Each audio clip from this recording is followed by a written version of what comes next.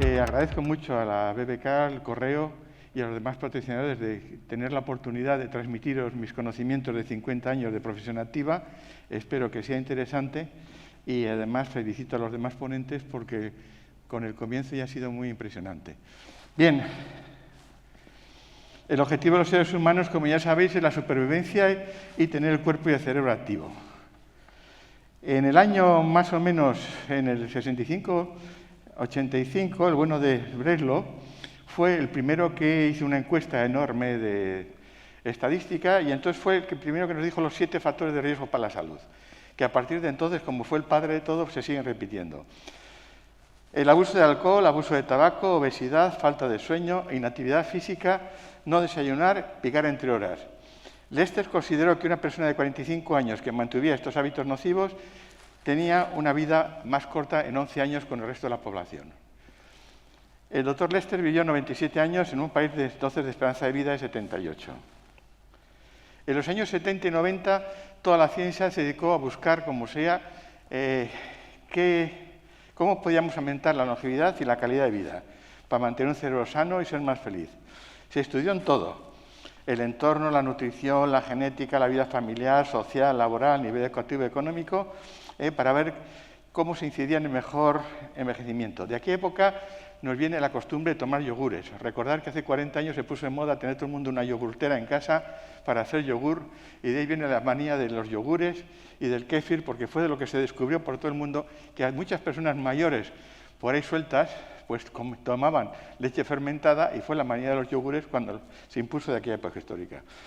Al final se consensuó el término de envejecimiento activo para referirse a cumplir años con autonomía, salud y seguridad. Entre 70 y 90 se llega a un consenso más o menos de hábitos saludables y longevidad. Desayunar y comer de forma regular, dieta abundante en frutas, verduras y legumbres, no abuso de hidratos de carbono, azúcar y sal, control de grasas saturadas, utilizando preferentemente insaturadas, no fumar y beber con moderación, dormir 7 a 8 horas, peso equilibrado, ejercicio moderado y estimular y mantener actividad intelectual y relaciones sociales. En Europa sale la buena de Catherine Kuzmin, que es una pediatra que trabaja con cánceres y pega un salto enorme, diríamos, en los conocimientos del tema. Ella habla de la alimentación sana, eliminar toxinas y alimentos que favorezcan el agotamiento celular. Habla de los oligoelementos, vitaminas, antioxidantes y ácidos grasos poliinsaturados, y es la que habla un poco del equilibrio intestinal. Diríamos la corriente de lo que es el segundo cerebro, todo el tema del colon, todo el tema de la teoría del intestino poroso, aporte de prebióticos también, es cuando mete los prebióticos en el sistema. Recordar que en los años 60-70, cuando en el hospital todavía no había goteos, lo que te ponían era una lavativa, es decir, que venía lo de la hidroterapia del colon. Habla ya del pH y de la respuesta inmunitaria. Y la buena de Catherine Kuzmin es la que ha hecho que toda una filosofía de la medicina integrativa europea, sobre todo francesa, está dirigida por ella. Hace 30 años, la Sociedad de Medicina General me pidió escalas muy cortitas para poder hacer en un segundo y valorar si una persona estaba con un hábito de desarrollo o un hábito de deterioro. Estas fueron las escalas que hicimos, que se publicaron en aquella época histórica, y donde si una persona duerme, se nutre bien, hace ejercicios, se educa, se prepara para la vida y tiene habilidades sociales y mantiene un equilibrio emocional y no consume tóxicos, tiene una vida de desarrollo. Pero si lo hace al revés, tiene una vida de deterioro. Y además es al revés. Cuando una persona aumenta los tóxicos, aumenta el consumo de tóxicos legales e ilegales, deja de dormir, se nutre mal, no hace ejercicios, deja de educarse, se prepara mal, y entonces por eso esta escala en un segundo nos permitía evaluar rápidamente a una persona, a un adolescente, qué está ocurriendo. Esto se hace antes de los 25 años. ¿Por qué? Porque a mayor precocidad y hábitos saludables, mejor desarrollo individual. Nosotros somos como un árbol. Si no tenemos raíces, el tronco se va a caer y no va a haber ramas ni ramas de frutos. Luego, todo lo que nosotros tenemos que hacer es antes de los 25 años. Es el momento donde nos desarrollamos plenamente, ponemos las raíces de nuestro cerebro, las raíces de nuestro cuerpo, las raíces de nuestro metabolismo y las raíces de nuestra cultura y educación. Si no lo hacemos entonces, luego nos va a costar mucho reconducirnos. Recordar, como dicen los franceses, el terreno, el organismo, estamos trabajando de células. Y las células de nuestro cerebro y nuestro cuerpo, para que funcionen, tienen que estar oxigenadas, nutridas, descansadas y no intoxicadas. Ese es el ABC del funcionamiento. Resultado de estos estudios. Los estudios confirmaban que, siguiendo los patrones descritos, la población se iba haciendo más longeva y con mayor calidad de vida, incluso en edades avanzadas. Vimos cómo íbamos envejeciendo. Como veis, España es el tercer país con esperanza de vida más alta. Esto es de Suiza y Japón. 85 años para las mujeres, 80,3 para los hombres. Pero, y hay que entrar en el pero, empiezan a ocurrir una serie de circunstancias que nos modifican el pronóstico de longevidad para las siguientes generaciones. Estamos muy contentos cuando vemos el periódico y cogemos el correo y vemos que un montón de fallecidos tienen 90, 95, 100 años, 85, y decimos, qué bien, tenemos una vida muy longeva. Pero ¿qué ocurre? Y ahí fue el gran fracaso de los estudios de la longevidad, que toda esta gente nació antes de 1940. Y estamos trabajando en longevidad de personas que nacieron antes del año 40. Pero ¿qué va a ocurrir con la generación de los 50, 60, 70, de la que estamos nosotros? ¿Cuáles eran las condiciones antes de los años 40? Mejor calidad de nutrientes de entrada, adaptados a la cultura del medio, la conservación y elaboración de los alimentos, casi siempre de proximidad, y que seguían procesos de las funciones naturales. Muy bajo nivel de industrialización y transporte. La vida, un intenso ejercicio físico para la vida cotidiana. Imaginaros una casa donde estuvieron nuestras abuelas, sin lavadora, sin lavaplatos, con la cocina de carbón, yendo al agua, al río a coger el agua, y sin ninguna de las tecnologías modernas. La supervivencia diaria era un esfuerzo importantísimo y el promedio de entrar en el mundo de actividad era a los 6 años. A los 6 años un niño se le preparaba ya para empezar a trabajar, funcionar y ayudar a la familia. No había casos, no había ningún tipo de radios ni ondas que interviniesen negativamente en el sueño y el descanso como ahora. La vida arreglada era trabajo, familia y poco medio y muy poco tiempo de ocio. Para colmo, todo el sistema de inmunización era activa. Uno se inmunizaba con lo que iba con su alrededor, no teníamos más que la vacuna de viruela y la tuberculosis asolaba encima a la población. Toda esta generación, ya sea en España, Francia, Inglaterra, Alemania, estudiada, sufrió una guerra, 5 años con hambrunas, muertes, desastres. Y lo que estamos viendo ahora no es que es la población que ha envejecido, sino solamente estamos viendo los supervivientes. Es decir, lo que a nosotros llega ahora en este momento a los 80, 90 años son los supervivientes de todo esto, los que fueron capaces de tener unas raíces importantísimas, eran resilientes, salieron adelante con partos prematuros, llevando a casa, trabajando muchísimas horas, y entonces estamos estudiando a los que sobrevivieron. Por eso no tienen ninguna posibilidad de trasplantar a esos supervivientes lo que les pasó a las generaciones actuales. ¿Qué pasa ahora? Empezamos con los peros. En el año 60-70 aparece una epidemia brutal de consumo de alcohol y tabaco. Hay más difusión económica, se desarrolla la infraestructura de venta y consumo, empiezan las cajetillas de tabaco rubio por todos los lados, alcohol de alta gradación y cultura de la cerveza. Yo empecé a trabajar y fui entonces cuando puse la unidad de alcoholismo y toxicomanía del Zamudio, porque el alcoholismo en los años 70 era la tercera causa de fallecimientos y de problemas en el País Vasco. Para colmo empieza la epidemia de drogas del 70 y 80. Desde el punto de vista antropológico, el tema de las drogas, como la heroína, nos ha desquiciado. ¿Cómo es posible que una persona sana, con economía, con dinero, con posibilidades, con futuro, es capaz de tomar una sustancia que lo mata? Y hasta que no lo mata, lo sigue tomando. Es decir, por primera vez nos encontramos que los jóvenes se nos autodestruyen rápidamente, sin poder hacer nada para hacerlo. Es una epidemia espantosa. Como ya sabéis, parte de importantes generaciones desaparecieron en el País Vasco, y el último control que hice, que pude hacer, de cada 100 jóvenes que se consumían heroína en el País Vasco, 10 años más tarde solo quedaban 17. Es decir, el 83% murieron en esta epidemia. El número no lo sé, se dicen 60, 50.000, no tenemos ni idea, no se estudió nunca. Pero todos conocéis lo que pasó. Para colmo empiezan las enfermedades del 75. ¿Por qué las llamamos el 75? Lo veremos luego, que son las medioambientales. Se ha puesto el nombre 75 porque es el momento, en realidad empieza el 65 en Europa, el 75 en nosotros. Porque España fue el país más lento en industrialización que Europa, y entonces fuimos bastante detrás de ellos.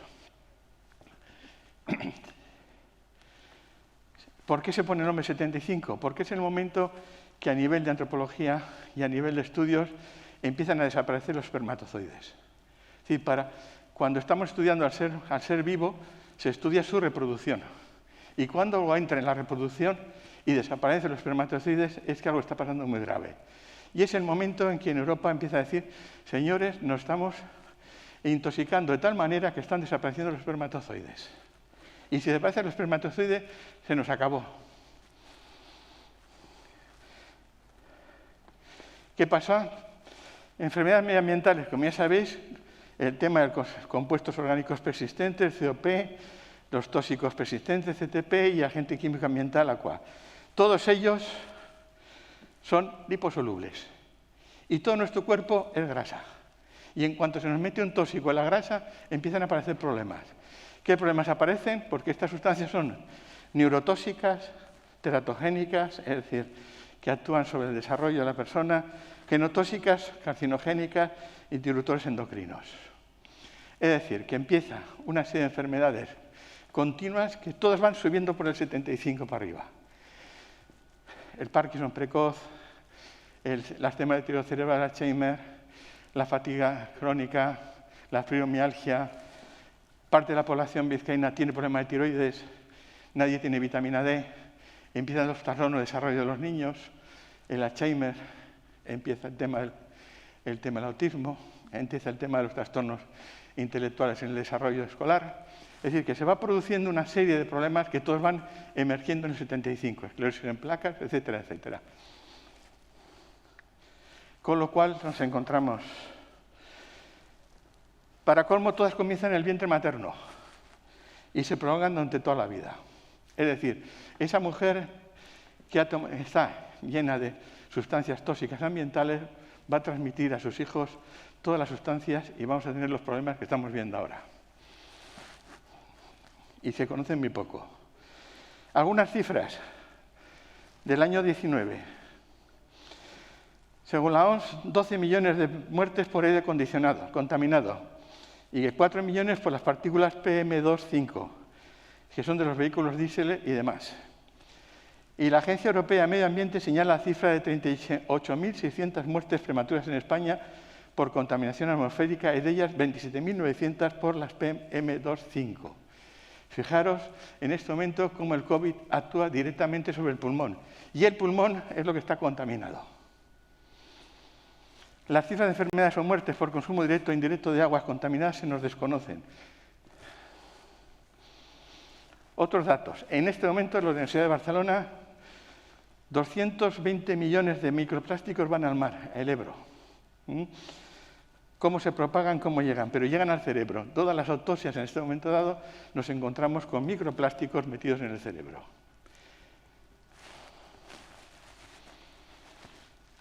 ¿Qué nos enfrentamos ahora para tener una vida saludable? Presente y futuro. Tóxicos medioambientales, iatrogenias. Recordar que la iatrogenia en este momento es la cuarta causa de enfermedad en el mundo civilizado, es decir, producidos por uso y abuso de medicaciones, tanto en la línea alimenticia como en la línea médica. Tóxicos sociales, alteración del descanso y del sueño, hábitos sociales negativos, alteración de la nutrición. Estamos actuando sobre nuestro segundo cerebro que se está alterando, más los cuadros orgánicos de dolor, invalidez y miedo a la muerte y las pandemias. Consecuencias emocionales y cognitivas de las posibles disfunciones en estos ámbitos. Todo afecta y todo es afectado por todo. Los tóxicos medioambientales son los contaminantes que provocan disrupción endocrina. La palabra disrupción endocrina para nosotros es pavorosa. Significa una sustancia que se nos mete en el cuerpo y que nos va lentificando y haciendo funcionar mal toda la totalidad del sistema endocrino. Bloquea el sistema endocrino. Por eso, cuando yo acabé la carrera, el problema de tiroides estaba en el norte de España, arriba, un poquito encima de Navarra, y en la época en la zona de Extremadura, en las Urdes. Ahora prácticamente parte importante de las mujeres del País Vasco tiene un problema de tiroides y nos encontramos con chicas con Hashimoto y enfermedades de tiroides a los 25, 30 años. Todo es por disruptores endocrinos. El tema de la vitamina D. Ahora todo el mundo sabe ya que no tenemos vitamina D. Se dice, no, es que la vitamina D no se tiene porque la gente se da en la cara, porque no toma leche, porque no come huevos, mantequilla. Sí, y los varones que no se dan nada en la cara porque tienen vitamina D baja. Y los de Extremadura que están al sol porque tienen la vitamina D baja. Y los trabajos que se hicieron en Sevilla, los trabajos de Cataluña, lo que vimos es que el colesterol con el sol se pone en marcha una sustancia química que es la vitamina D, que no es la vitamina D, es nada menos la hormona D, la que tiene que ver con todo el sistema conectivo del pulmón, del corazón, de los huesos y de todo. Vale, pues el disruptor endocrino lo para. Entonces, para nosotros, una persona que tenga la vitamina D por debajo de 30-35 significa que está llena de disruptores endocrinos en su cuerpo. Todos los problemas que tenemos generan neurotoxicidad, es decir, todos nos van a llegar al cerebro que es grasa y nos va a producir problemas, demencias precoces, alteraciones precoces del cerebro, nos van a tener las disfunciones del lóbulo frontal y vamos a tener todos los problemas que nos está ocurriendo en este momento dado. ¿Ya? Esto es de American Journal de hace un par de años, donde pone una ciudad, Barcelona, como ejemplo importante de cómo una ciudad europea está contaminada y sin salida. Sacan Barcelona porque Barcelona se encuentra con un tema de mar, se encuentra con unos montes, tiene por aquí Tarragona y aquí tal, una industria a los lados, en medio un flujo de coches, 6.000 taxis andando sin parar y unos barcos de turismo que se les ponen enfrente haciendo barrera. La contaminación catalana, ya digo, está escrita en American Journal. ¿Cómo sabemos nosotros esto? Bien, no hacemos a ojo. Lo que se saca es bulbo de pelo, sacamos el bulbo de pelo y el bulbo de pelo se analiza. El bulbo de pelo es grasa y es una grasa que está 2 o 3 años ahí. No voy a sacar un pedazo de tripa o lo que sea, lo hacemos por el bulbo de pelo. Y el bulbo de pelo nos dice en este momento qué nivel de intoxicación de metales pesados tenemos. Como veis, Barcelona, septiembre de 2019, son personas que ya tienen, cuando llegan a las consultas, problemas neurológicos, problemas de fatiga crónica, depresiones severas, trastornos en la evolución de los niños, autismo, etcétera, etcétera. Veis que en Barcelona 19, aquí tenéis un ejemplo, esta persona tiene en su cuerpo aluminio, arsénico, bario, níquel, plomo y uranio. Es decir, y fijaros lo que tiene que ser todos esos metales pesados metidos en nuestras cadenas metabólicas. ¿Qué ocurre con sus hormonas? Veréis que está la dopamina elevada, la progesterona, la serotonina, la testosterona. Sí, los disruptores endocrinos le están, diríamos, invalidando todo el sistema entero a nivel de metabolismo hormonal. Madrid.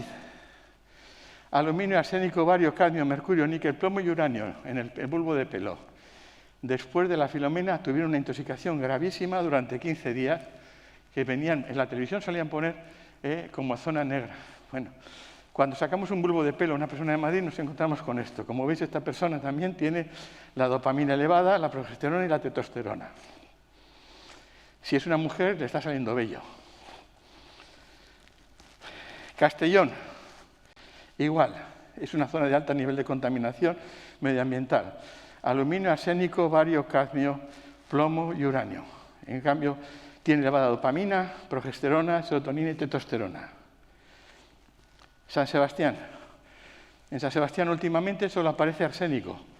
Creemos que el arsénico es del arroz.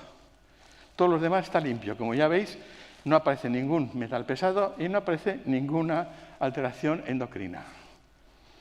Bilbao. Desde hace 4 o 5 años han desaparecido prácticamente los metales pesados. Es decir, estamos respirando un ambiente con muy bajo nivel de contaminación. Han desaparecido los coches, prácticamente ya no hay plomo, toda la industria química se ha quitado. El hecho claro es que en este momento dado es muy difícil ver una indicación por metales pesados en los últimos años. Sí las tenemos todas las antiguas.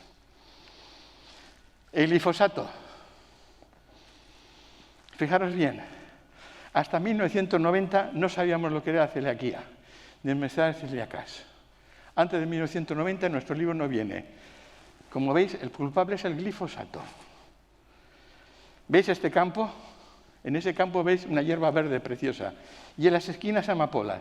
¿Eso qué significa? Que ese campo está hasta las orejas de glifosato. Es un herbicida intenso que se quiere quitar de la Unión Europea. Ese herbicida va directamente a los granos del trigo, de la cebada y de la avena y tanto en la cerveza como cuando comemos pan nos estamos metiendo el glifosato en el cuerpo y es la causa del tema del gluten, de la celiaquía y de todas las enfermedades que nos están llegando. Y el glifosato bloquea la capacidad de excretar toxinas, altera la función de la vitamina D, disminuye la cantidad de hierro, cobalto, molibdeno y cobre en el cuerpo y encima se lleva por delante el triptófano y la tirosina, es decir, las hormonas más importantes para el desarrollo de la serotonina, que es la que nos da calidad de vida. Iatrogenias. Ya hemos dicho que el consumo de sustancias médicas y de tóxicos sociales, las sustancias médicas, es el cuarto problema grave que tenemos en la humanidad.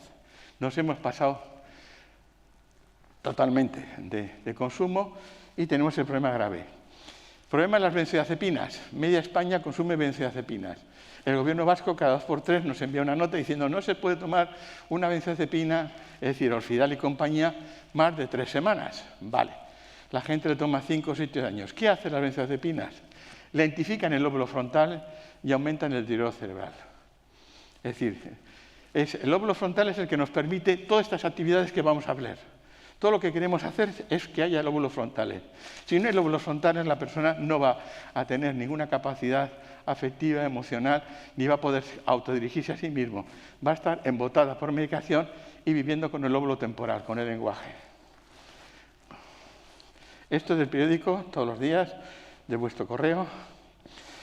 Sanidad advierte que su consumo se hace disparado de forma injustificada, y habla de por qué en el País Vasco se consume 5 veces más omeprazol que en Francia.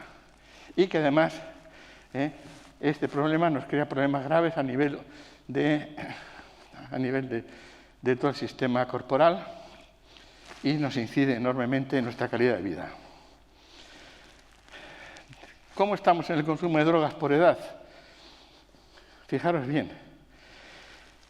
El 79% de nuestros menores consumen alcohol de forma esporádica. 79%. Este es el informe del año 15 del Gobierno. El 76% de los adultos. 40% de nuestros jóvenes fuman. 39% de los adultos. Y no sedantes más adultos. Y cannabis, de forma peligrosa, consumen en ese año, según el Gobierno, el 17% de nuestros jóvenes. Es decir, que el 17% de nuestros jóvenes que comienzan el consumo de cannabis a los 12 años, 14 años de promedio, para los 25 años prácticamente no han desarrollado su lóbulo frontal. ¿De qué está pasando aquí? Fijaros bien. He sacado algunas notas, esto es de la población vasca, y vemos que contra menos dinero tiene una familia y menos cultura, más se fuma. ¿Veis perfectamente como a medida que la persona tiene más capacidad educativa, menos capacidad económica y menos capacidad cultural, aumenta su consumo de tabaco de una forma exponencial. Alcohol. Por sexo y edad. Como veis, mientras las mujeres bajan un poco, pero en los varones cogen velocidad a los 44 años hasta los 74 años, llegando al 25%, 1 de cada 4, consumiendo alcohol en Vizcaya en este momento de forma patológica. Las cifras son mayores porque, según dicen, hemos aumentado el consumo en la pandemia de un 25% de alcohol. Como son cifras globales y no tenemos turistas, se supone que se lo está bebiendo todos los que lo bebían antes. Esto nos lleva a un problema sanitario brutal dentro de 3 o 4 años. ¿Por qué? Porque esta generación tiene un cuadro metabólico, hipertensión, hepático, diabetes, problemas graves además de la conducta, y nos viene encima otra epidemia. La alteración del descanso y el sueño. Tenemos que saber que lo que es el descanso, el deporte, actividades lúdicas y el descanso pasivo, busca estado de relajación. El problema del sueño, hemos dejado de dormir. No solamente hemos dejado de dormir, con nuestros hábitos de cenar muy tarde, irnos con la televisión a la cama o con la radio y empezar a dormir a las 12 de la noche, nos hemos cargado la primera parte del sueño, el de la melatonina, que es entre las 10:30 a 11. Es el momento importante del desarrollo del sueño. ¿Qué ocurre? Que luego nos despertamos a las 3:30 de la mañana, que es la hora normal de despertarse para ir a hacer orinar o para ir a la cuadra con las vacas o para salir. Pero como no tenemos ni vacas ni nada de nada, la gente se va a la cama y quiere seguir durmiendo. Eso es la hora de la fase REM. Es la que nos va a permitir desarrollar el cerebro en nuestros problemas. Pero la gente dice al médico, por favor, dame una pastilla porque no duermo. Y esa pastilla, a partir de la segunda o tercera semana, le va a enganchar, va a necesitar tomarla siempre y le va a deteriorar su cerebro. Gracias a Dios, el otro día un reportaje del Correo venía diciendo, señores, no se duerme toda la noche, se duerme un pedazo y se duerme en la fase REM. Pero hay mucha costumbre, todo el mundo dice, hay que dormir 7 horas. No, no, vas a dormir lo que tienes que dormir, punto. Esperemos que en este pregado que tenemos ahora se pase el horario a cenar hacia las 8, 8:30, se acueste la gente antes y podamos ir otra vez recuperando los hábitos higiénicos del sueño. El tema de la nutrición lo van a hablar más compañeros de forma más extensa. En este momento el problema que tenemos es que hay montones de mensajes contradictorios. Es decir, nos dan tal cantidad de mensajes que ya nadie sabe qué hacer. ¿Tomo leche o no tomo leche? ¿Puedo comer fruta o no puedo comer fruta? La fruta tiene que ser verde o amarilla. Es decir, hay un desquicio total en información sobre la nutrición. Cuando es muy sencilla. Todo lo que tienes a tu alrededor, si es sano, te lo comes y punto. Pero lo hemos hecho toda la vida. Pero en este momento dado, la información que tenemos nos ha creado. Como lo va a hablar otra compañera, paso. Encima, problemas inherentes de la edad. El dolor. Todos nosotros andamos con los riñones, las rodillas. ¿Por qué? Porque este tema de contaminación que hemos tenido durante tanto tiempo nos va afectando nuestro sistema de cartílagos, nos está afectando nuestras articulaciones y lo vamos notando. Entonces tenemos un dolor, nos cuesta moveros, nos cuesta andar, tenemos que hacer grandes ejercicio, vamos perdiendo un poco la autonomía y la dependencia, como hemos visto, tenemos mucho miedo a perder la razón y la memoria, el miedo al envejecimiento y la muerte y enorme dificultad de enfrentarnos al estrés. Nos cuesta cada vez más enfrentarnos a soluciones de situaciones duras. Para colmo, con la edad vamos perdiendo iguales, vamos perdiendo familia y empieza el miedo a la soledad. No sé si en este momento en Vizcaya hay 165.000 personas viviendo jóvenes. Me sale la cifra que es más o menos, viviendo solas, perdona. Aquí tenemos el tema de la pirámide de población que se hablaba antes. Como veis, a partir del 75 dejamos de tener niños. La pirámide se va y abajo, esa zona que se ve de amplitud es la inmigración. No son los hijos nuestros, son los que han venido de fuera, que es esa curva que tenemos abajo. Según en el 2006, el 9,27% de la población española extranjera, la tasa en el 10 subía hasta el 11,9%. En el País Vasco me parece que estamos en 6,5%.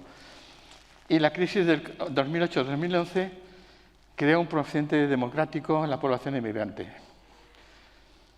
En este momento la población inmigrante es el 20% de los nacimientos totales del Estado. Aquí tenemos lo del 75, como ya veis. España, que es el verde, entra en el 75 y los demás en el 65. Es cuando empieza a descender la natalidad, que cae en picado, y es cuando se empiezan a ver, si veis los trabajos del catedrático de Granada y del catedrático de Barcelona, en el momento que empiezan a ascender de forma brutal el número de espermatozoides. A cuenta de esta broma, en este momento tenemos en España 307 centros de reproducción asistida. Prácticamente es muy difícil tener hijos de forma natural. No hay espermatozoides, no hay ovarios, y hemos tenido que desarrollar una enorme eficacia a nivel médica de reproducción asistida para poder reproducirnos. ¿Qué objetivos tenemos ahora para mantener el cerebro joven dentro de la psiquiatría integrativa? ¿Dónde andamos ahora? Es decir, tenemos que ajustar el sueño y el descanso. Tenemos que regular la nutrición y el metabolismo intestinal. Tenemos que eliminar todo lo que podamos los tóxicos sociales. Tenemos que detoxificar, limpiar y reducción de los tóxicos ambientales.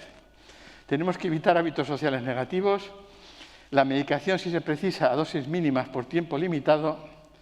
Tenemos que trabajar con todo lo que tenemos a nuestro alrededor, terapias naturales, nutrientes, adaptógenos, como ya veremos, y tenemos que hacer un esfuerzo de recuperar las funciones cognitivas si están alteradas, con tratamientos psicológicos de estrés. Es decir, para todo el proyecto que está hablando la beca, que estamos hablando todo, necesitamos la gente con su cerebro sano. Y eso es importantísimo. Nosotros tenemos el cerebro sano, recuperado y con energía, no podemos hacer nada. Lo que tenemos alrededor es una cantidad de gente que va a ser dependiente e inválida, con unos costos sociales brutales. Voy a decirlo, por ejemplo, una cifra que no viene aquí, pero para que nos demos cuenta. Un joven que haya consumido hachís entre los 14, 15 y 16 años, a los 20 años hace un brote psicótico y luego es tratado, en este momento nos cuesta alrededor, entre medicación Y todo lo demás, 2.500 euros al mes. Toda la vida. Las medicaciones que se ponen para tratar esto, que no son muy eficaces, no voy a decir ahora, no me voy a meterme en líos, pero cuestan alrededor de 1.400 euros mensuales. Para saber cómo está funcionando el cerebro, no se hace ojo. Tenemos un montón de neuroimágenes avanzadas, como todos conocéis, el TEC, el PEP,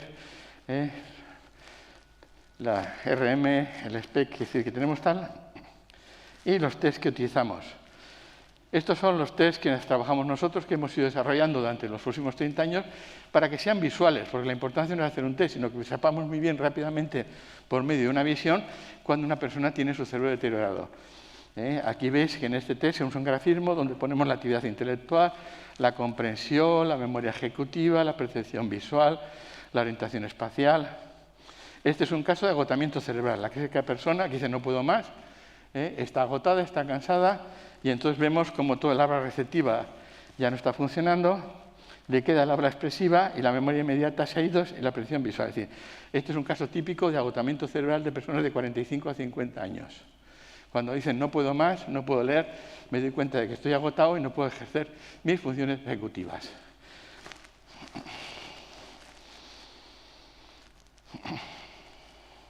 Esto es lo típico de la arteriosclerosis, de lo que se llama antiguamente pérdida de riego, la falta de riego cerebral.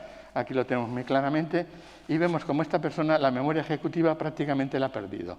Todo el lóbulo frontal está perdido, hay una atrofia y entonces se ve perfectamente cómo la memoria ejecutiva ha desaparecido prácticamente.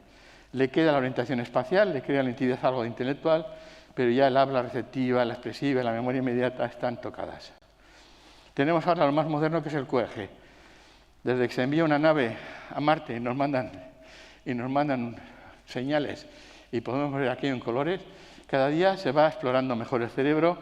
En este momento las máquinas tienen 32 canales, el casco es un material de alto nivel producido en Canadá y en muchos sitios, y en estos momentos, cuando se pone esto en la cabeza, nos permite saber exactamente qué nivel de deterioro tiene el cerebro, qué áreas están funcionando, qué áreas no funcionan y qué podemos hacer con ellas.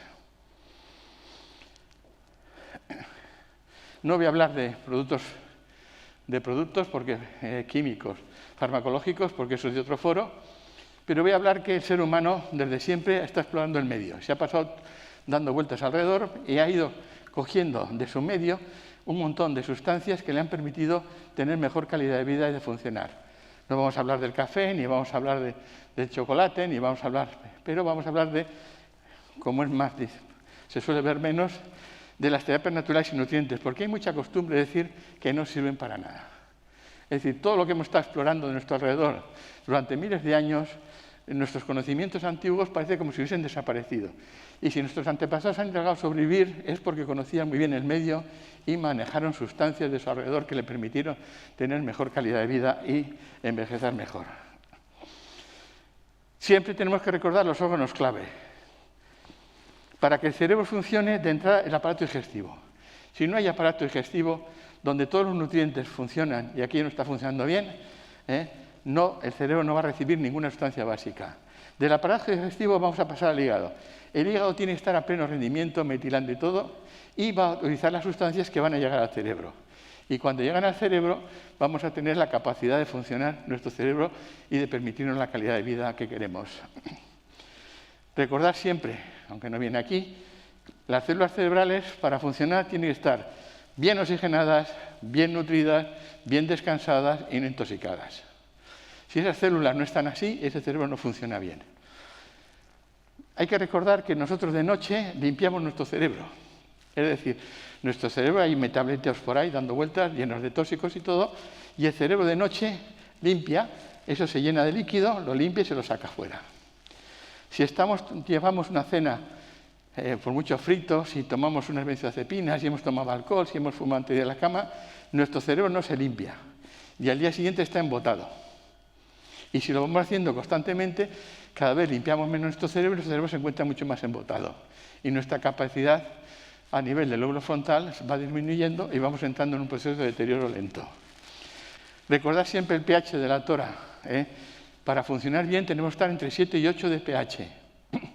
El pH es vital, es lo que nos indica a todos los profesionales el nivel metabólico de la persona, como los veterinarios. Entre 6 y 7 es zona de inflamación y por debajo de 6 significa que nuestro cuerpo ya no puede luchar y es la zona donde nos puede atacar el cáncer. Por eso la prueba tan sencilla de manejar el pH. ¿Qué hemos encontrado a nuestro alrededor para funcionar? Bueno, el otro día por la carretera y venía un camión que ponía omega 3 procedentes de Galicia en el camión, para que no hubiese ninguna duda. En las latas de mejillones te pone ahora cantidad de EPA y cantidad de DHA. Es decir, que lo que antes eran los fosfolípidos, luego se reconvirtió en la palabra omega 3, son esenciales para el desarrollo neuronal. No es que sean esenciales, es que nuestro cerebro, como veis aquí, es 25% colesterol, 60% de fosfolípidos y 15% de cerebrósidos, por eso es de color amarillo. Y si nosotros nos tomamos en nuestra dieta, pues el cerebro no funciona. Cuando vais al Museo de Antropología de Inglaterra, veis una piedra y te dicen, esta fue la primera piedra que bajó un mono, cogió esta piedra, rompió un hueso y se comió la médula. Y a partir de ahí empieza el desarrollo del cerebro. El mono se quedó con 200 gramos de cerebro y nosotros tenemos unos 400. Toda nuestra búsqueda después ha sido conseguir fosfolípidos para desarrollar nuestro cerebro. Los mejillones, la grasa, etcétera, etcétera, pero lo que nos hace mantener nuestro cerebro son los fosfolípidos. Y entonces, ahora está otra vez de moda el omega 3. ¿Dónde está el omega 3? En las semillas de lino, en las nueces, en la soja, el tofu, salmón, anchoa, sardinas, arenque, verdel, trucha, etcétera, etcétera. En los pescados azules. Pero recordad que hubo una época que la medicina dijo que no había que tomar pescados azules, que eran malísimos. Y por poco nos quedamos sin aceite de oliva. Bueno, en este momento todo el mundo sabe que los fosfolípidos son esenciales para el desarrollo de un niño, a una mujer embarazada, que se da también, o para todas las personas. El deseo es que todo el mundo comiese anchoas y que comiese sardinas, pero no llegamos. El cornezuelo de centeno. Esta es la sustancia más peligrosa, más activa para el cerebro, descubierta hace muchos siglos. Ahí está en el Dioscórides y en todos los lados. Y si vais por el Camino de Santiago, unos de vez en cuando se encuentra desde Estrasburgo unos hospitales que llaman Hospitales de San Antón. Los hospitales de San Antón eran de las órdenes benedictinas y eran para tratar una enfermedad que se llamaba el fuego del diablo, que estaba producido por cornezuelo de centeno. El cornezuelo de centeno tiene una fuerza impresionante y tiene tres sustancias que es la ergobastina, ergoconina y ergocristina. Como veis, hay un anuncio donde antes se buscaba en el periódico. El cornezuelo de centeno es el mayor vasodilatador que nosotros tenemos y hemos utilizado en los últimos tiempos y durante muchos años fue el primero de ventas en este país. Solo queda un producto en el mercado. ¿Qué ocurre con el cornezuelo de centeno? Bueno, pues que es una planta que no tiene patentes, que es barata y que se hace en laboratorio español. Si fuese una cosa internacional, pues todo el mundo. Pero es el mejor vasodilatador que tenemos, que hemos utilizado desde la época romana hasta ahora y que nos sigue viendo válido. Y para el cerebro le viene bien. La melena de león, el famoso Ericius erinaceus. En el País Vasco tiene un nombre en euskera porque se desarrollaba en los castaños. Y nuestros antepasados lo comían para saber porque les mejoraba el cerebro, les mejoraba la calidad de vida, les daba luz. Cuando desaparecieron los castaños a principios del siglo XIX, nos perdimos el Ericius erinaceus. Lo conocíamos, sabíamos de él, pero no teníamos. Ahora se puede producir y en este momento es la sustancia más utilizada de los hongos para el desarrollo cerebral, incluso los infartos cerebrales, porque permite que las células de la glía desarrollen y se utiliza muchísimo. ¿Qué otros nutrientes hemos ido buscando por la vida? Todas las vitaminas del grupo B, el ácido fólico, la vitamina D, que no es la hormona D, el magnesio, el calcio, el selenio y el zinc, los aminoácidos taurina, triptófano, metionina y betalanina, los fosfolípidos, sobre todo lo que tiene que ver desde el hígado de bacalao, que nos daban de pequeño, hasta el aceite de krill, las algas, que además son limpiadoras de metales pesados, como la espirulina, la clorella y la clamat, levaduras y probióticos, que tomamos de forma casi habitual. De los hongos tenemos la melena de león, el cordyceps, el maitake, el reishi, el shiitake, el camu camu y el champiñón del sol y alguno más. Todos ellos además nos permiten limpiar los tóxicos ambientales y nos permite, digamos, recuperar nuestro cerebro. Y dentro de las plantas adaptógenas tenemos el ginseng siberiano, que es el eleuterococo, la ashwagandha, la esquisandra, la rhodiola y algunos más. Todo este tipo de sustancias limpian nuestro cerebro, ayudan a funcionar mejor, le dan más calidad y más oxigenación.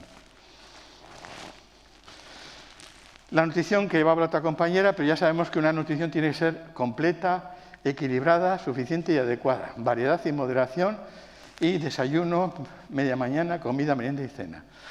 El desayuno es clave. Cuando tratamos el alcoholismo decíamos alcohólico desayunado, alcohólico curado. El desayuno es lo que nos permite funcionar nuestro cerebro durante todo el día. La cena nos engorda. Entonces, el desayuno es vital, porque es lo que nos va a dar energía, nos va a dar todo lo que nosotros podemos en nuestro momento de rendimiento máximo laboral y intelectual y eso nos permite funcionar. Si quitamos el desayuno o lo disminuimos, tenemos que utilizar las células metabólicas que a la noche se han quedado en depósitos, sacarlas para volverlas a quemar. Entonces, una vida saludable lleva mucho desayuno y muy poca cena. Recordar que lo que comes afecta a cómo piensas y siempre mantener el intestino más joven que la piel. Si el intestino no está sano, nosotros no podemos absorber ningún nutriente y no va a llegar al cerebro. ¿Cuáles son las legumbres nutrientes necesarias? También va a hablar la compañera, pero bueno, recordar que el más importante son las leguminosas, frutos secos, pescado azul, huevos, frutos rojos, frutas y verduras, y aceite de oliva virgen y aceitunas. Todo lo que le da mucho sol, lo que aguanta con el sol mucho tiempo, y sobre todo las legumbres. Las legumbres han sido revalorizadas. ¿Por qué? Porque toda la medicina americana que nos llenó de información no manejaba las legumbres en la dieta. Entonces, todo lo que nos llegaba de por ahí no tenía legumbres. Las legumbres estaban incorporadas a la dieta mediterránea, a la dieta árabe, a la dieta israelita, el garbanzo o a la dieta india, y entonces hemos recuperado las legumbres como la base de nuestra alimentación, porque tienen todos los aminoácidos libres, tienen todos los minerales y tienen todo lo que necesitamos para que estemos bien. ¿Qué frentes abiertos hay ahora? Muchos. El más importante es la revolución ecológica. O cambiamos nuestra ecología o nuestra vida está muy corta, y nuestros hijos están muy tocados y nuestros nietos peor. Nacen llenos de alergias, yacen llenos de problemas de gluten, problemas de no sé qué, y tenemos una población muy tocada. Se está desarrollando mucho el tema de la microbiota, el intestino, sobre todo ahora con los trasplantes fecales, pero tenemos como 5.000 bichos en el aparato digestivo y cuando estamos tomando alimentos procesados que tienen antimicrobianos nos quedan 600, 700 y hay que operar. Luego, salvar y purificar el medio interno, el agua. El agua en este momento tiene un alto nivel de contaminación y el agua en nuestra corporal lleva una cosa que se llama los clatratos, o que son cristales líquidos de agua que llevan información. Es decir, estamos intentando salvar el agua como sea, la que tomamos y la que respiramos y la que está en nuestro medio. A nivel de células, el avance ha sido por el cordón umbilical. Tenemos células madre, pero las que más importantes están llegando son las del cordón umbilical, que son de base y son las que nos van a permitir teóricamente llegar a los 110 años, 120 años en su trasplante. Ya están, se están protegiendo, están funcionando y los trabajos que están llegando son impresionantes. Investigación funcional del cerebro. Cada día vamos avanzando más. Cómo tenemos el cerebro. Luego el factor individual. Cada individuo no existe la enfermedad, existe la persona enferma. No existe la persona mayor, como ha dicho la compañera de BBK, existe una persona mayor y cada uno tiene su mundo metabólico, social, económico, afectivo, emocional, cultural, es decir, lo tiene todo. Y luego, último frente, las vacunas. Bien, pero nuestro problema más grave es este, que no somos libres. Estamos metidos aquí. Nosotros dependemos de nuestro mundo laboral, nuestro mundo familiar y social, de un medio. Y ese medio tiene que ver con el ambiente, la economía y el político. Cuando algo de estos azules parte, todo el sistema interno se para. ¿Qué ha ocurrido ahora? Se nos ha metido una enfermedad ambiental y mucha gente de España tiene un problema laboral grave, su vida familiar está hipotecada, su mundo social alterado, su economía destrozada y a nivel político mejor no hablar. Es decir, que esta máquina que está funcionando en cualquier momento se puede parar o se puede alterar. Y nosotros estamos dentro y tendremos unas perspectivas de futuro, queremos trabajar, queremos seguir avanzando, queremos tener un envejecimiento activo, disponemos de los medios, etcétera, etcétera, y de repente todo esto se para. Hoy se cumple el 10º aniversario de Siria. Allí 10 millones de personas se encuentran fuera del país, metidos en campamentos, y han muerto 500.000. Esta mujer puede ser que sea farmacéutica y su marido, que va con el niño, puede ser que sea un ingeniero informático. En este momento toda su vida está truncada, su calidad de vida, y posiblemente esté en un campamento en Palestina o en Siria de hace 3 años intentando sobrevivir. Es decir, una cosa es lo que intentamos llegar, estamos en el primer mundo, estamos muy contentos por donde estamos, tenemos una sanidad, tenemos una economía que nos ayuda, tenemos una protección social, pero es un pero. Por eso hay una especie de cinismo que te dice, ¿quiénes viven más? Viven más los que tienen cerebro suficiente para estar educados y que investigan y que pueden salir adelante. Es decir, la persona que tiene capacidad, diríamos, de explorar su medio y seguir avanzando para sentirse sano, si además pertenece a un país que tiene una buena economía y una sanidad, le va a ir mucho mejor. Y si además tiene economía suficiente para mantenerse, pues vivirá más. Es una cuestión un poco cínica, pero todos lo tenemos muy claro. No estamos hablando, no es lo mismo vivir en el País Vasco que vivir en el Zaire en este momento dado.